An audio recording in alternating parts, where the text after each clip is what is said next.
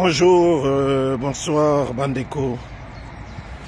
Losako, Mbote na bino tout. Mbote na bino tout. Oyo ezouta epai ya molobeli na bino ya mboka. Edi Bolombo, greffier international ya peuple mokonzi, peuple souverain. Losako. Bisika nyonso ekoteli bino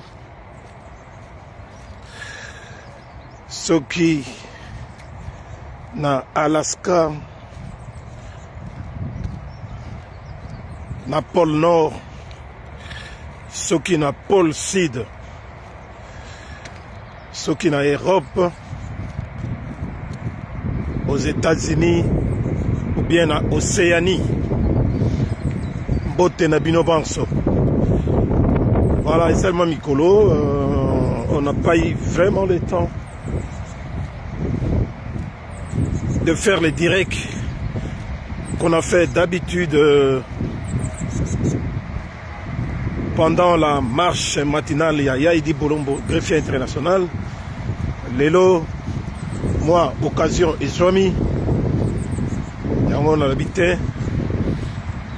Allo Belabino, moi les solo. Mais avant tout ça, bande gonangai, allez na mawa mingi, mawa ebele. Au balobi, faut toujours kokabola mawa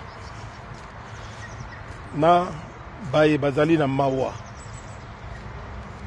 Kosangana pe na esengo na ba oyo bazali na esengo. En tout cas, je le regrette de vous annoncer une autre mauvaise nouvelle.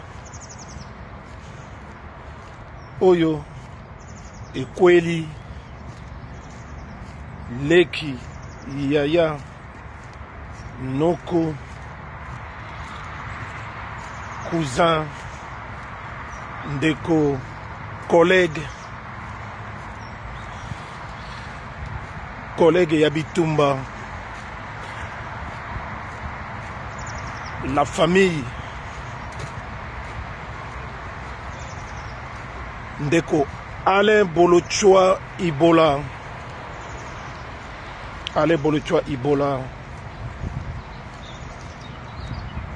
Oyo Boyebiye,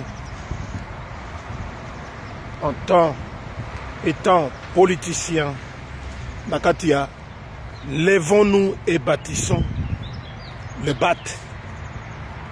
Le BAT en un mot. Bandegonangai, Ale Bolochoa, Aoudi Kokou Felabongo, il y a quelques jours, son frère, Olivier Bolochoa, le docteur, Oyo Aoutei Kotika Biso, il y a quelques jours, seulement enterrement naé, et Salama, le 5 avril, Nayango, je suis venu présenter personnellement et au nom du peuple Mokonzi tout entier, na mobundeli na biso munene oyo azako bundela mboka, Alain Bolochoa Ibola, très sincères condoléances, les plus attristés et les plus émus. Bon courage à toi. Bon courage à Antoinette Bolochoa et grand courage à toute la famille, toute votre famille. Oyo, Bazalina Mawa, Yako Bungisa, Mutumonene Nakati ya famille. Voilà. Alors, dans l'entretemps, toyebi biso nyonso déjà kala mingi te toutaki kokufela la mère de la nation mama na biso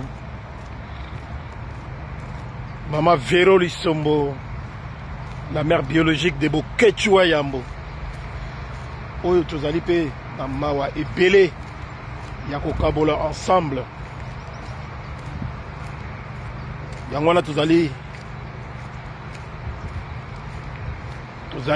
kobengisa bino ma programme établi par la famille à Kinshasa, tout comme ici en Europe. Makambo nyonso ekosalama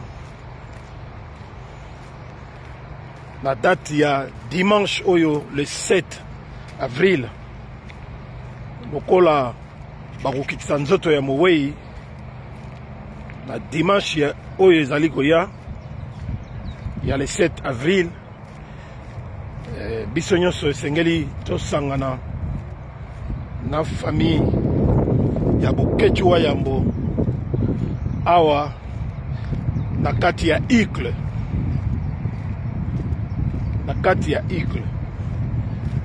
na salle ya église Saint-Marc sur l'avenue de Frey FRE numéro 76. Voilà. Et vous allez bon mot de 14h à 20h. Vous allez précise pour la heure. Parce que les allez dimanche. Dans l'entretemps. Tous allez en boka mondele. Il faut que respecter tango bande konangai. Tous allez wana biso nyonso. Pona kusunga moninga. Voilà. Donc c'est dimanche. Moto nyonso alingo kabula mawa. Na Bokechua Yambo le chouchou de la diaspora. Tous allons ensemble wana na ba air oyo topesi. C'est dimanche. Vous en a confusion te parce que mamsu ba kansala. Ndenge zalaka tout le temps ba samedi. Mais cette fois-ci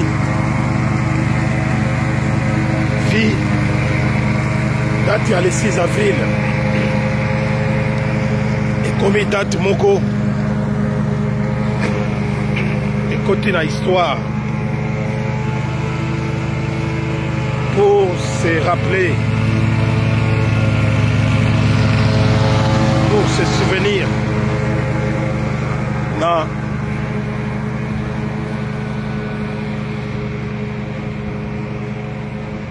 patriotisme ya fumu tata Simon Kimbangu. Date wana ya le 6 ekoma férié. Donc enterrement bamakambo ebele ezosalama lisusu te. Voilà yango namoni makambo ya ma Vero Lisombo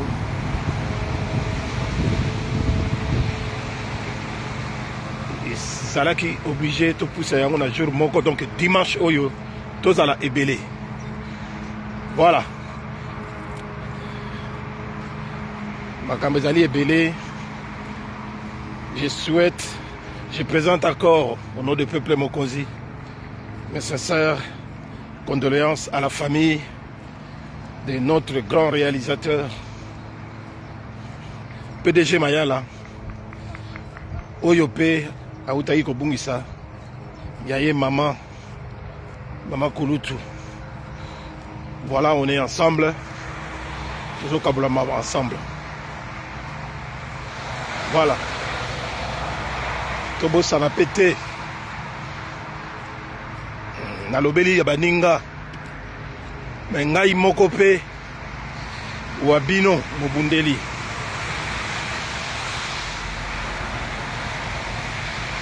anniversaire ya liwa ya papa na ngai oyo papa biologique Michel Nzonzo atikaka biso na date ya le 3 avril. Atikaka biso na date ya le 3 avril 2017. Voilà. Makambo yango esalamaka kaka. Ba age pe soki epusani, surtout na mboka na biso wana, où il y a le désordre total, où il y a le chaos total, où on ne peut rien faire d'autre. Pour tout ça, quand ça peuple à Téléma, au lieu de se lamenter, ça ne sert à rien de se lamenter. Un peuple qui ne revendique rien, un peuple qui ne se bat pas pour son propre sort,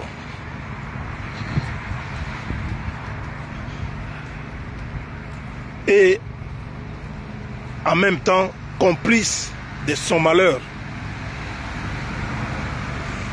Yangwana tota koyebisa que peuple congolais, peuple zaïrois, esengeli na bino botelemela régime ya Félix Tshilolo, o se révolter. Prenez tout ce que vous avez à bord. Armes traditionnelles ou autres, pour s'en servir et se révolter contre Félix Tshilolo, Limbondo Sabi Carbonate, Félix Tshisekedi, Oyo Auti Koyiba, Lisusu Nambala Oyo,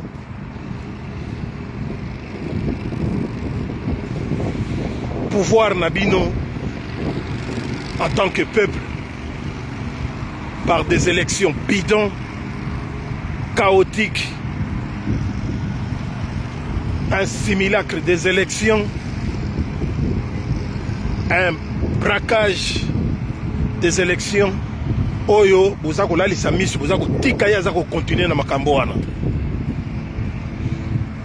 Voilà le peuple congolais. Un peuple doit se libérer tout seul. On ne libère pas un peuple. Tokolo balabino mbala boni likambo wana. Mais bozali koyoka, soki bozali koyoka te, ezali mawa epele. Mawa epele, Muke na Mulongo Naleza, Freddy Mulongo, l'homme à la plume d'or. Merci d'être là. Bonjour. Kulutu Greg Mbongo, Greg Mbongo Losako. Losako. Mbote Nayo et merci d'être là. Paul Bonpetit, bonjour à toi. Partagez les directs s'il vous plaît. On est ensemble. Voilà. Bandeko nangai.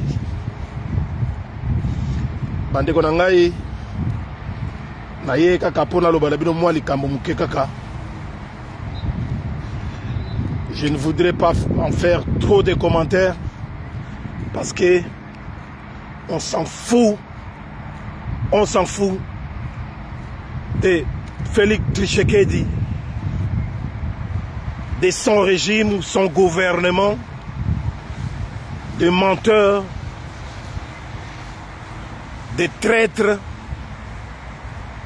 et de médiocres. Tellement qu'il y a plein de médiocrité, tellement que tout est pourri de la tête aux pieds. C'est à vous, le peuple, de se lever contre ça. Voilà donc, Bisoba Oyo, nous qui sommes des grands révolutionnaires, on est tellement en colère de voir que tout ce qui se passe en RDC, tout ce qui est d'anormal est devenu normal. Est devenu normal. Tout ce qui se passe en RDC ne se passera jamais dans aucun autre pays du monde, peuple congolais. Avec Félix Tshilolo, qui vend tout, qui nous dépossède de tout, au profit ya batu oyo azali ko rendre compte na bango a tout Rwandais ya ba Paul Kagame ba Museveni ba Hippolyte Kanambe alias Kabila na ba théâtre na bango et que Félix leur donne tout. Félix azomona biso pamba, Félix azomona continue à nous négliger, continue à se moquer de nous parce que nos peuples, boutique lié champ libre ya munene, boutique lié espace, oyo akoki ko déconner na ye et maintenant il prend confiance. Maintenant il prend conscience, il continue à avoir confiance. Et en prenant conscience, comme c'est un inconscient, il ne sait pas qu'est-ce qu'il est en train de faire. Parce qu'il est capable de tout. Félix Tshisekedi Tshilombo est capable de tout, comme avait dit son mentor Paul Kagame. Capable de vous faire tuer, capable de créer l'insécurité totale dans notre pays, capable Yako Teka Mabele Nabiso, capable de voler, de tout piller en argent, en minerai. Et aujourd'hui, c'est sa maman qui est devenue l'impératrice dans les pays où tout le monde, c'est-à-dire tout politicien, tout dirigeant, inconscients qu'ils sont, ils vont tous aller chez sa maman, s'agenouiller pour qu'ils puissent avoir chacun un poste ministériel qui leur permet de tout voler, de tout piller. Bandikolongai, bozomona to bozomona te. Est-ce que bozako mona likambo wana to bozako mona te? Mama Marthe, Malata, ou biso bengaka Malata, c'est une vraie sorcière. Azalakande vraie sorcière ce que bakate. Ye ndemutu azali au centre de tout. Sorcellerie na ye kindoki wana apesa na mwana na ye. Donc ye azalaka diabulu pene ya kosakana te. Mama wana oyo na âge na ye ami telisi ngwa lokola mbila. Pona mutu na ye akanisa se refaire jeunesse na ye. Yangono ba boma papa na bango Etienne Tshisekedi ba itufa ye po bango basala ba ventilo baza ko sala wana. Bandeko na ngai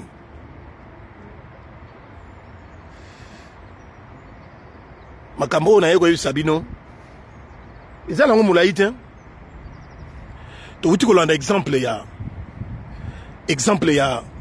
Sénégal. Bon, Moni, il explique clairement comment les Européens, les Occidentaux, et en particulier la France ou les États-Unis, Nenge Bango Batu, ce peuple africain, tout pesa Bango, espace complexe, bato mwindu baafricain baza nango à l'égard ya mindele totikela bango temps ebele pardon mpo basakana na biso ndenge oyo mpo na bamanipulaka biso ndenge oyo mpo bakomisa Afrique qui est le berceau de l'humanité, l'Afrique qui est l'Afrique qui a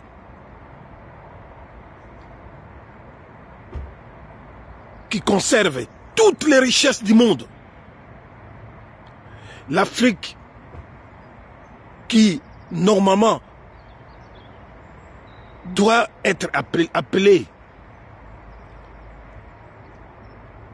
qualifiée d'un continent le plus riche du monde. Automatiquement, ces territoires, son peuple, devrait également être le plus riche du monde. Tous, nous les Africains, on devait être des riches. Mais, compte tenu de la manipulation des Occidentaux, qui ont tout détourné en Afrique, en manipulant les dirigeants africains, idiots, corrompus, le Kola Hippolyte Kanambe, Paul Kouagame, Macky Sall, Oyo, Alingaka Mekalisus na Sénégal, Oyo Alingaka Mekalisus na Sénégal, lui qui était contre le troisième mandat, lorsqu'il était en opposition, à Télémela Kiango, parce que il a trouvé que c'était contre la constitution. Il y a Sénégal. Mais, Yewana, sous la manipulation, il y a Macron, il y a France et tout ça. Il voulait un peu en faire trop. Il voulait essayer par la force commettre ce qu'on appelle en politique un coup d'état constitutionnel dans le Sénégal et les Sénégalais jusqu'à renvoyer les élections dans le Sénégal pour Ekina la date ultérieure pendant que la constitution de Bango, pendant que depuis 1960 jusqu'à ce jour l'élection sur le Sénégal pendant 60 ans et Salama Akaka entre février et mars, la date moko fixe vers le 20. Il y a quelqu'un qui a poussé à Ngukuna tout ça, mais malgré la corruption dans le Sénégal, les lots ont dit que Conseil constitutionnel na bango et salaka. Contrairement à la Cour constitutionnelle où il y a Bissau, il y a Congolais, il y a RDC, Boeli, il y a recours, opposition à Sali et tout ça, Boeli, Macky Sall, les Cambouana, il y a un projet mandat. Effectivement, l'élection Salemi, on a le 24 mars, Bomoni Nengesuki, 10 jours avant, il était obligé de faire sortir ses prisonniers politiques, Ousmane Sonko et son secrétaire Diomaye Faye, Babimi 10 jours avant, Bomoni Nenge Salami Sonko Alekisi patriotiquement Alekisi Ndekonaye Diomaye Faye liboso na place naye parce que yé Azalia qui empêchait ma décision juridique. Il y a farfelu, il y a Makambo Oyo, Macky Sall à Koselier, à Koselaki Sonko et tout ça. Mais Alekisi quand même Ndekonaye, allez Kaliboso pour a postulé. Et voilà, c'est comme ça que les choses ont passé patriotiquement, et puis avec sagesse et intelligence, Diomaye Faye a gagné l'élection. Un exemple, le Sénégal reste et restera un exemple de démocratie en Afrique. Soni pona bisoba congolais, Soni est belé la nation congolaise, mais Moutulokola, Félix Tshisekedi Tshilolo, la famille Tshisekedi, la famille politique, il y a IDPS, Oyoba Botama avant la honte, n'auront jamais, même une seconde, la honte ou l'humiliation. Il y a Makambo Oyo Bango Basali, il y a fraude massive, bien que notre pays, comme nous le disons toujours, que c'est un pays qui est sous occupation et que la moindre des choses, c'était de ne jamais aller aux élections dans un pays sous-occupé. Bandikonangai, Yangwana Moni, Bisoba Oyo, Toloba, Lokola Toloba, Boyo Kelaka Bisote. Voilà les conséquences. Lelo Oyo, opposition à Bungi. Opposition entre guillemets, parce qu'il n'y a jamais eu l'opposition en RDC. C'est un pays des voyous de la politique. C'est un pays sans foi ni loi. C'est un pays où on ne respecte rien du tout. Mais vraiment rien du tout. La constitution est piétinée. Ce qui demande à nous, les vrais Congolais des souches, les vrais Zaïrois, les patriotes, de récupérer ces pouvoirs avec un peuple digne. C'est ça que senga na bino bande konangai. Botika ko zela ba gouvernement ya buzoba. Bomoni yango bien. Félix Tshisekedi. Il comme na yo bisabino ka yango yo. Félix Tshisekedi. Voyant que Azui pouvoir ya Moyibi depuis le 20 décembre il y a 2023 Tilelo Oyo Tokomi Kolanda 4 mois Tokomi Kolanda 4 mois ce qui démocratie en ezalaka de boni bomon mutu ayibi ya koyiba asali ba ventir na ye lelo oyo azoko azali quand même pas même Tilelo Ondi na zozo solo awa il y a pas encore eu de gouvernement soi-disant. Les gouvernements fantoches, les gouvernements des aventuriers, des voyous de la politique, des mafieux, la mafia. Oyo, batako bomisa batu partout, nakati ya Congo wana. Ba territoire na biso, banda ba botola, kaka à la moindre petite escarmouche, à la moindre escarmouche, to monaka eloko mokote. Un gouvernement ou un président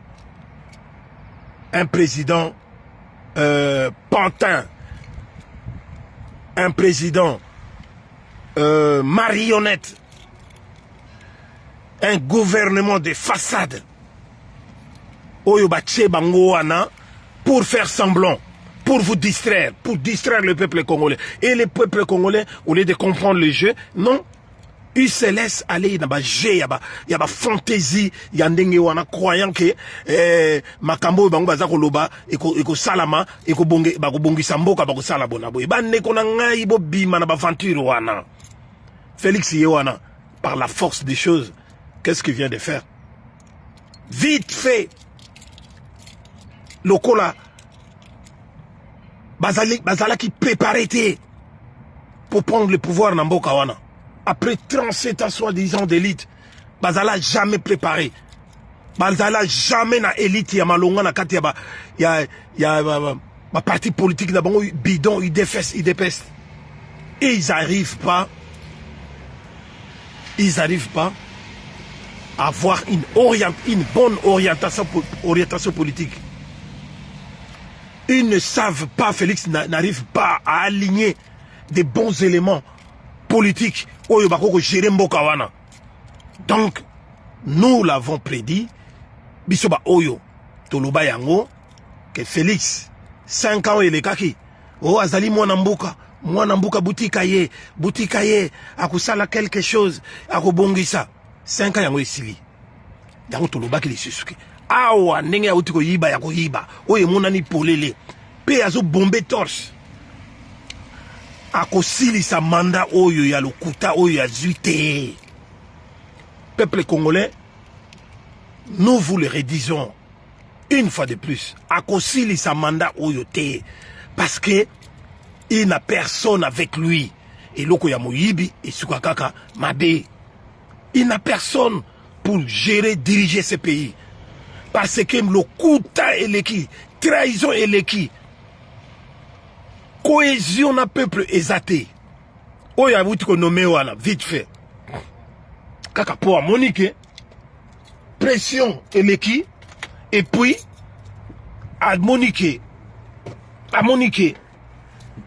Macky Sall, ba bouteille dehors, et que ba wana ba jeune wana, oyo baza bana na ye, mwana na ye, oyo awuti ozo pouvoir, ya malonga na kati ya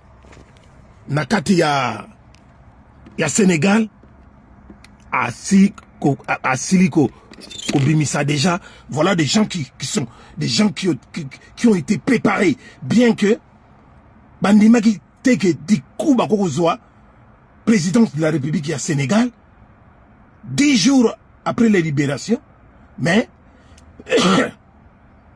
Diomaye Faye n'a pas tardé à nommer son premier ministre, qui est à la personne de Ousmane Sonko.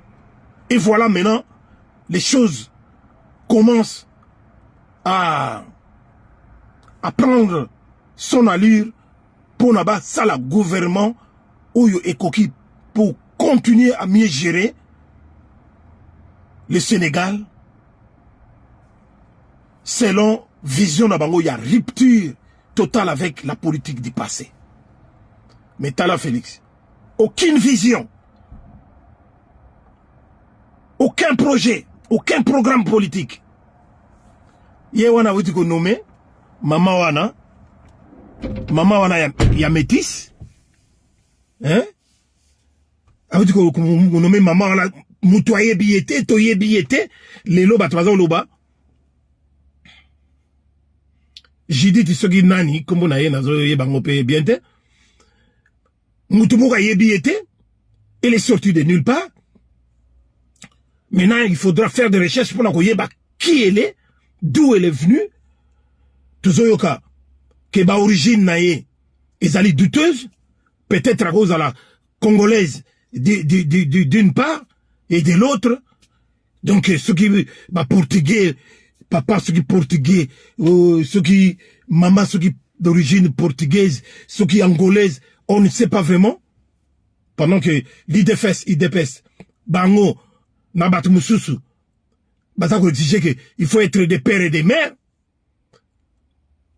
Bande Konangaï, je ne peux pas rentrer dans tout ça. C'était juste pour vous dire que ces choix-là que Félix vient de faire, ce n'est pas un choix pour l'intérêt général, pour l'intérêt l'intérêt public, pour l'intérêt du pays ou de la nation. Mais c'est un choix que je qualifierais un choix peut-être pour déjà un choix pour son intérêt personnel. Il y a Félix, parce que Félix veut tout contrôler.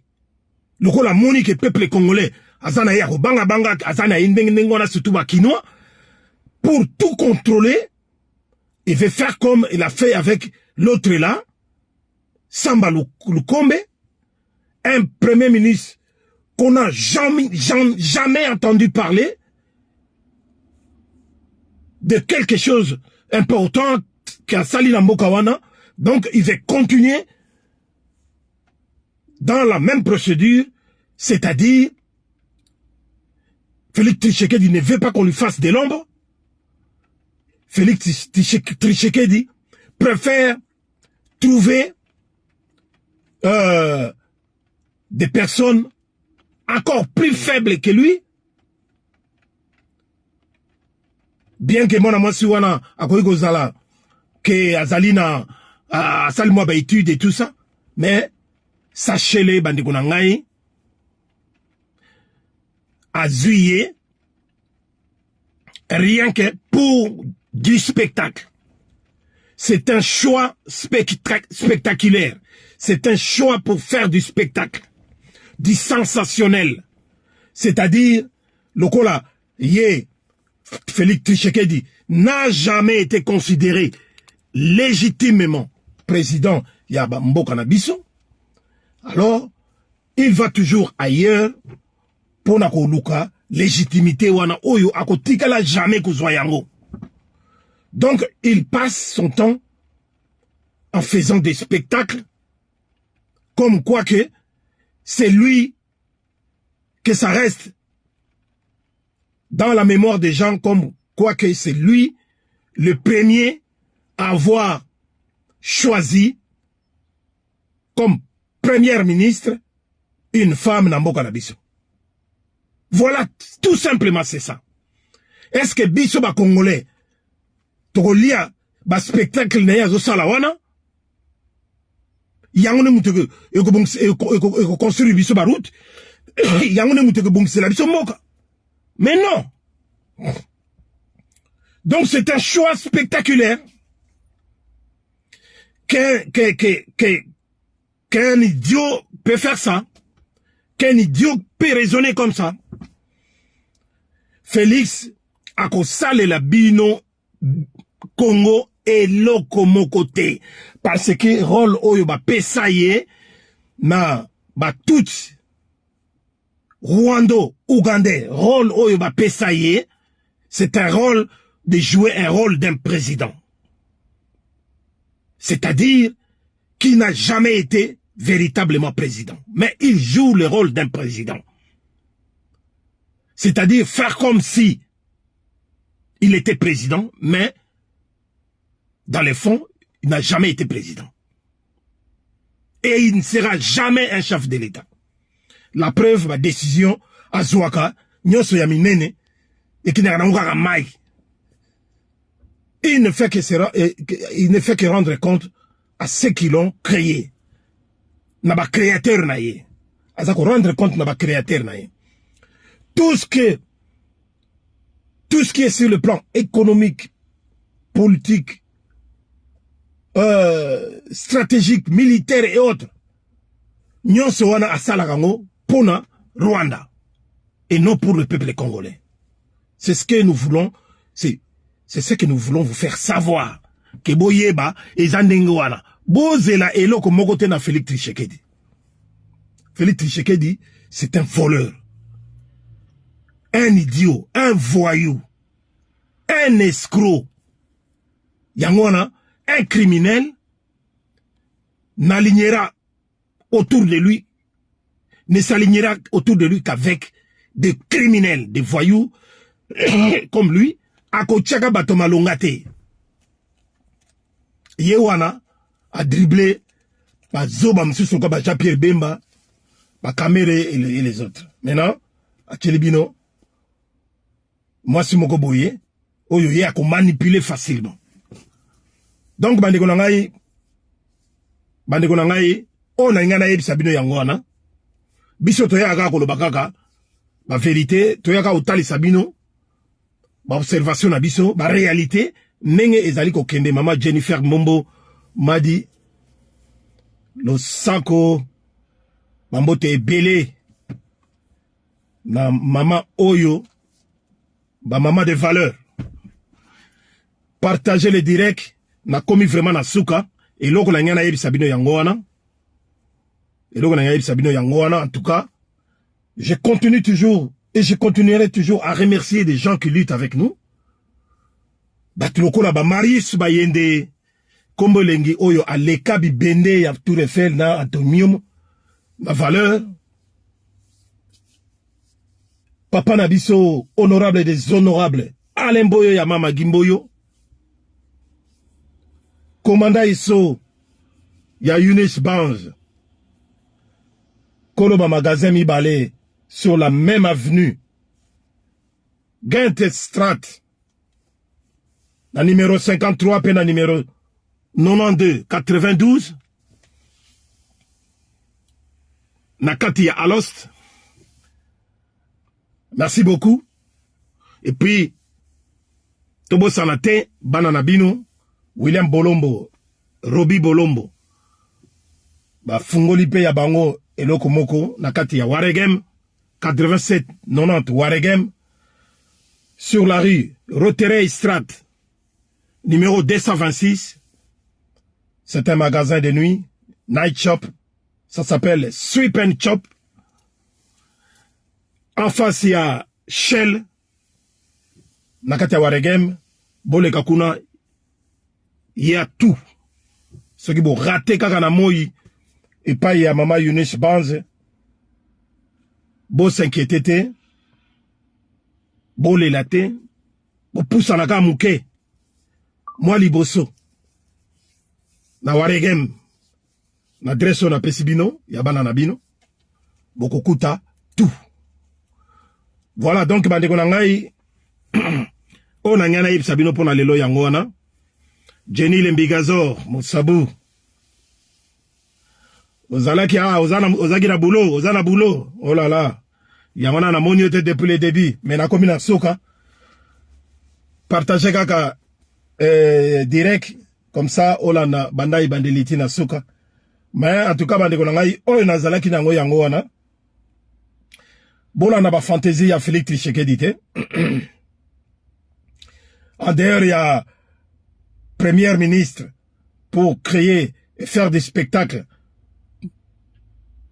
Nenge Amesana, parce que yé, lokola, bongo et salaka biente, ayaka kawana, pour des futilités, azomona ko diriger mboka, amona ki lokola, ezali nenge, a dirijaka ndaku na ye, oyo epai même azali faible devant moi si na ye nyakero, Yangwana ya lingaka ya kusala baventure ou ya zo sala wana, mais comme akutani azui appui yaba brigand, yaba voyou, yaba voleur, yaba ndoki, ba démon ou yaba tako boma ba congolais, ba rwandais, Paul Kagame, Hippolyte Kanambe et les autres. Donc pona ye a profité na pui na bango, et puis azako profiter pe na buzoba yaba kinois. Oyo nga naza kobenga mikolo ba zombie. Oyo bazali vina bango mobimbe yali kaka musique, ba théâtre, ba église, ya pambala kokota ba, comment est-ce qu'on appelle ça encore, kokota ba retraite na ba église zanga tina. Oleba bundela mabele, oleba benga na bato bazo sala bango mabe, au contraire, baza ko bete la bato bazo sala bango maboko. Même syndrome de Stockholm, oyo balobaka, et comment on a niveau te ne pas ya ba congolais. Jamais de la vie, jamais vu. Donc bandeko na ngai, soki to lingi to libéré, to se libéré na mboka wana, et sengi na ngai na yo na ye, biso tuto telem. Tozo courage, ya ko benga na Félix Tshisekedi. Parce que c'est lui, l'arbre qui cache la forêt. C'est lui qui est au centre de tout. Yem d'abord ba Rwandais batutu, na ba occidentaux, ba mafieux occidentaux, oyo bazana simama solo ya Congo. Mine de rien, nous pouvons tout perdre. Nous pouvons tout perdre. Or ma bele wana, eza ma bele oyo, moktu nyoso na mokili, na monde entier, azako lula yango. Mais biso batutu zana yango, on n'est pas sérieux du tout. Donc, bandeko nangai, merci beaucoup. Na tekibino pona nakoyebisa bino ke boyeba ke mwana mwasi wana akosalaka na eloko moko te. Félix azo continuer na ba spectacle na ye parce que amoni bino tout faible. Or que lui-même au départ il est très faible. Jamais vu dans le monde entier quelqu'un qui est appelé, quelqu'un qu'on sous-entend être, entre guillemets, président de la République, mais qui n'arrive pas à agir contre les gens qui agressent son pays. Il est là, en train d'escamoter, d'esquiver les coups, mais il ne se défend pas. Voilà. Azwa décision yo mabe, azwa yo mabe, nyoso ezako sala eloko mon côté. Tala neto pere ba bunagana ba ruchuru ba mboke belé et ça continue, ce n'est pas encore arrêté. Toko pere ba mboke belé pour na kozana mutu kwa Félix Tshisekedi, un voyou, un voleur qui ne se contente que de lui-même et de sa famille, na ba mbongo azako yiba, le lolobi akwe kokima. Mais ozo apenzela kokima. Ozo apenzela kokima. Voilà na suki wana bandeko na ngai losako na ba mama na biso nyonso to bundaka na bango. Mama Mongala, Brigitte Mongala, Mama Deboulone TV, Mama Maserati Kipavita, Mama Lidi 2000, Mama Kenny Amusoko FR, Mama Béatrice Lokwa en Hollande. Voilà. Et puis le sako na Fabala. Fabro Fabrice, journaliste patriote nakati ya Starnet TV. Le sako, merci beaucoup. Ingeta, on est ensemble. Partagez si vous le voulez bien. Merci beaucoup. Bon week-end et à la prochaine occasion. Ciao.